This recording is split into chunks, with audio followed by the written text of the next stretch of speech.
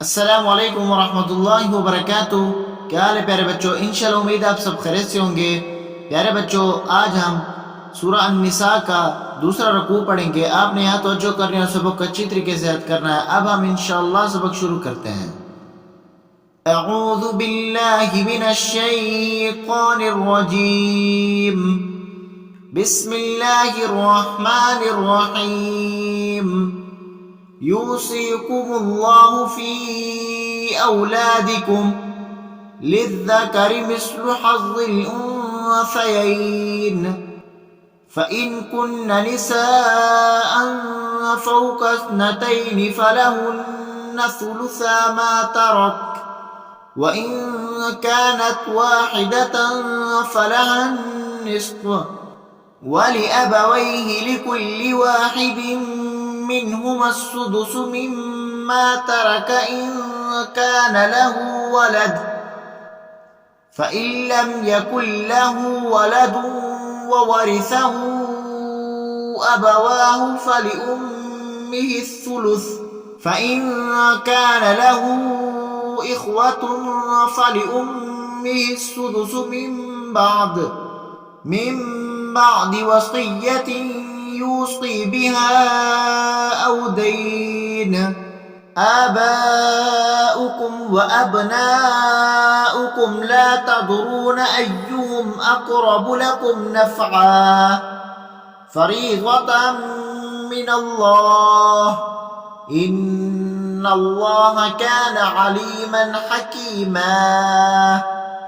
यूसिकुमुल्लाहु फी औलादिकुम लिज़्ज़करि मिस्लु हज़्ज़िल उन्सयैन फ़इन कुन्न निसाअन फ़ौक़ इस्नतैन फ़लहुन्न सुलुसा मा तरक वइन कानत वाहिदतन फ़लहा निस्फ़ु वलिअबवैहि लिकुल्लि वाहिदिन मिन्हुमा अस्सुदुस मिम्मा तरक इन कान लहु वलद फ़इन लम यकुन लहु वलद ववरिसहु अबवाहु फ़लिउम्मिहि الثुलुث फ़इन कान लहु इख़्वतुन फ़लिउम्मिहि السुदुस मिन بعد वसिय्यत यूसी बिहा औ दैन आबाउकुम व अबनाउकुम ला तदरून अय्युहुम अक़रबु लकुम नफ़आ फ़रीज़तन मिनल्लाह इन्नल्लाह कान अलीमन हकीमा। वलकुम निस्फ़ु मा तरक अज़वाजुकुम इन लम यकुन लहुन्न वलद फ़इन कान लहुन्न वलद फ़लकुमुर रुबउ मिम्मा तरक्न मिन बाद वसिय्यत यूसीन बिहा औ दैन वलहुन्न الربع मिम्मा तरक्तुम इन लम यकुन लकुम वलद फ़इन कान लकुम वलद फ़लहुन्न الثुमन मिम्मा तरक्तुम मिन बाद वसिय्यत तूसून बिहा औ दैन वइन कान रजुल यूरث कलालة अव इम्रअतुन वलहु अख़ुन औ उख़्तुन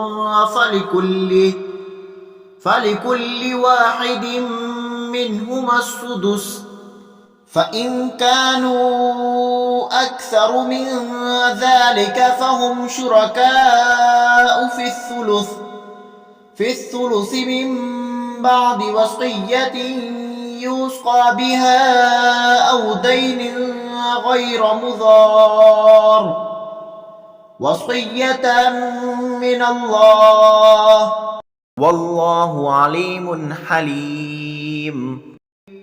तिल्क हुदूदुल्लाह वमन युतिइल्लाह वरसूलहु युदखिलहु जन्नातिन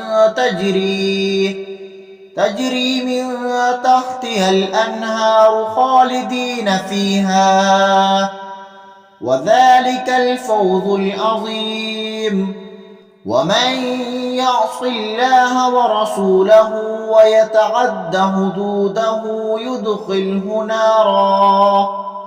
يدخله نارا خالدا فيها وله عذاب مهين.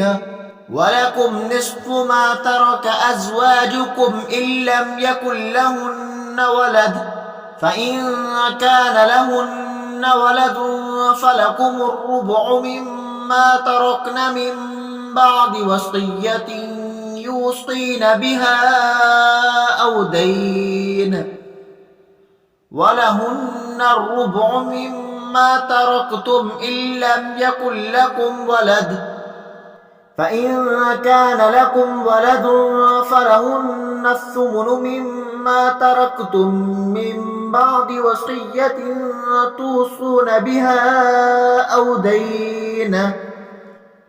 وإن كان رجل يورث كلالة أو امرأة وله أخ أو أخت فلكل واحد منهما السدس، فإن كانوا أكثر من ذلك فهم شركاء في الثلث من بعد وصية يوصى بها أو دين غير مضار، وصية من الله والله عليم حليم. تلك حدود الله ومن يطع الله ورسوله يدخله جنات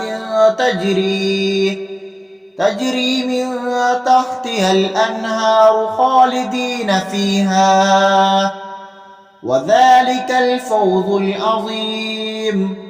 ومن يعص الله ورسوله ويتعد حدوده يدخله